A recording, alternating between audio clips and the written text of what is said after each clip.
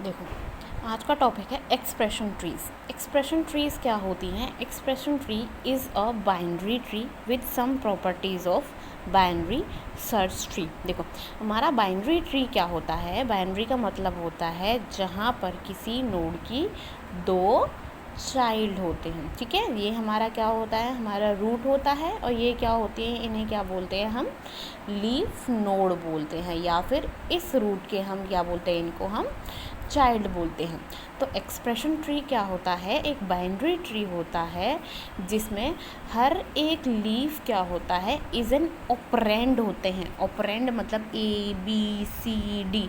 ठीक है, leaf node means जो हमारी लास्ट की नोड होती हैं वो क्या होते हैं? लीफ नोड बोलते हैं इन्हें।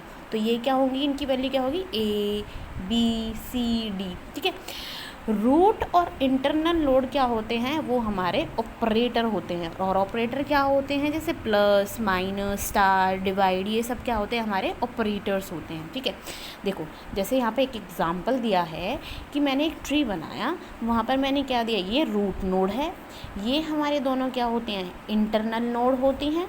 और इन्हें हम क्या बोलते हैं? जो सब डिवाइडेड नहीं होते इन्हें बोलते हैं हम लीफ नोड। ठीक है, अब देखो अगेन यहाँ पे एक एग्जांपल दिया, मैंने क्या बोला? जो हमारा रूट और इंटरनल नोड होती हैं वो क्या करते हैं? हमारे ऑपरेटर कंटेन करते हैं। तो यहाँ पे मैंने दे दिया प्लस, यहाँ पे दे दिया स्टार। अब ये देखो, ये हमारी लीफ नोड है, तो लीफ नोड क्या लेती है? हमारी ऑपरेंड लेती है। ऑपरेंड मेरे लिए लिया डी। ठीक है, अगेन यहाँ पे स्टार के भी दो लीफ नोड हैं, तो इनके क्या कर दिया हमने? ऑपरेंड दे दिए ए और बी। अब इसको कैसे एक्सप्रेस करेंगे? ठीक है, तो देखो ये है स्टार ए स्टार बी, क्योंकि इन दोनों को कनेक्ट कर रहा है ए बी को, तो ए स्टार बी। अब ये इस कंप्लीट को कनेक्ट कर रहा है, तो प्लस के साथ इन तीनों का कनेक्शन हो गया। ठीक है, अब देखो हम क्या करते हैं अपने बाइनरी सर्च ट्री में? हमारे तीन ऑर्डर होते हैं, इन ऑर्डर, प्री ऑर्डर और पोस्ट ऑर्डर। ठीक है, इन ऑर्डर में क्या होता है? हमारा रूट क्या होता है? In the middle. In means middle में, बीच में, और लेफ़्ट राइट। अब होता है प्री।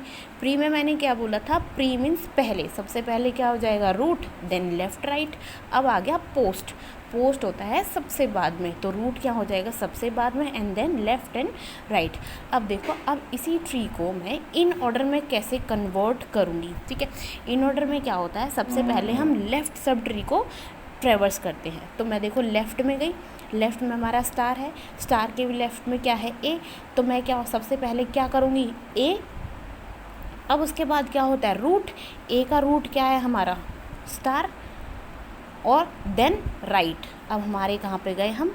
बी में। अब ये हमारा है लेफ़्ट, तो हमारा फिनिश हो गया।